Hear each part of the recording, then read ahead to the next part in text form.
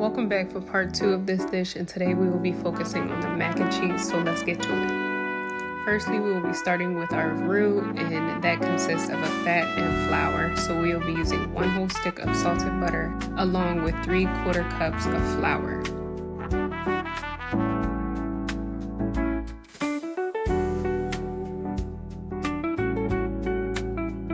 Then you want to mix this until it becomes nice and pasty, not too thick, not too watery, and you want to allow the flour to cook so it does not taste chalky or grainy at all.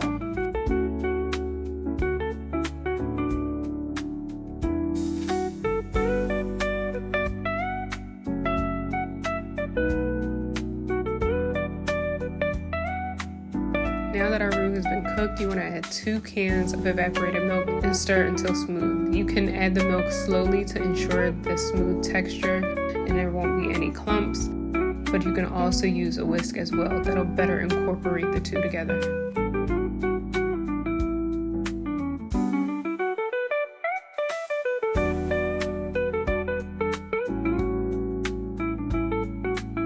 Since we'll be using a variety of different cheeses, you will see me adding milk gradually throughout the video to prevent the sauce from getting too thick. We don't want a pasty sauce, but we also don't want it too runny.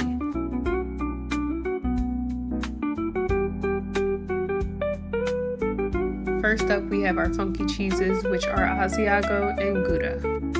I'm adding these cheeses first because they're blocks, which will take longer to melt, and you do not want to overcook cheese. Next up, we have our Munster, which is the stretchy and creamy element to this mac and cheese.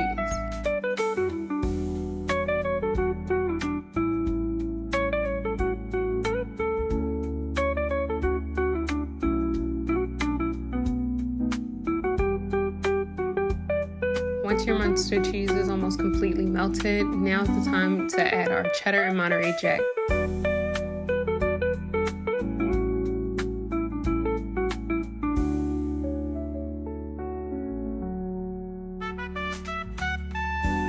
And finally, our sharp cheddar. Now we're not going to use the entire bag because we're going to save the rest to add to our noodles before baking. After adding all of those cheeses, we're going to add just a splash of milk and give that a good stir until it becomes creamy, delicious liquid gold.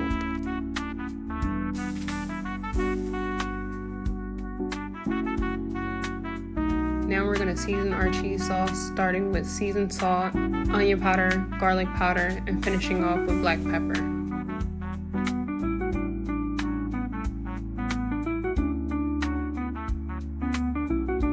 Me personally, I eyeball my seasoning, so I just sprinkle a nice layer of each across the cheese sauce. And if you'd like, just sprinkle and taste as you go.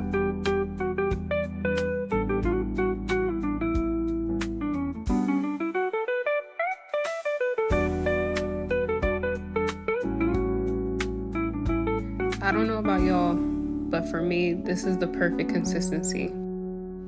You can use this for anything, such as French fries, a baked potato, nachos, cheesesteaks, potatoes au gratin, pretty much anything your heart desires. When you're making baked macaroni and cheese, you want to make sure that your noodles are cooked al dente because they will finish cooking in the oven. So you want to allow them to cook for a good 8 to 10 minutes. And we got Mama Blue in the kitchen assisting me, stirring the mac and cheese as I pour the sauce.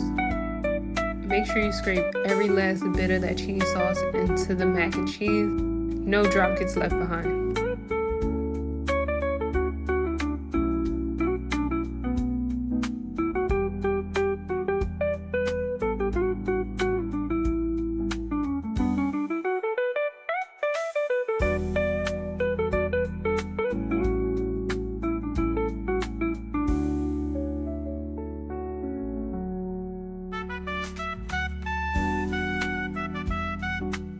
Your cheese sauce has been well incorporated into the noodles, you're going to place that in the oven for 350 degrees Fahrenheit, uncovered for 30 minutes or until golden brown, just like this.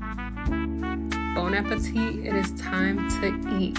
Thank you again for tuning into this video. If you liked it, give it a thumbs up, and I'll see you in the next one.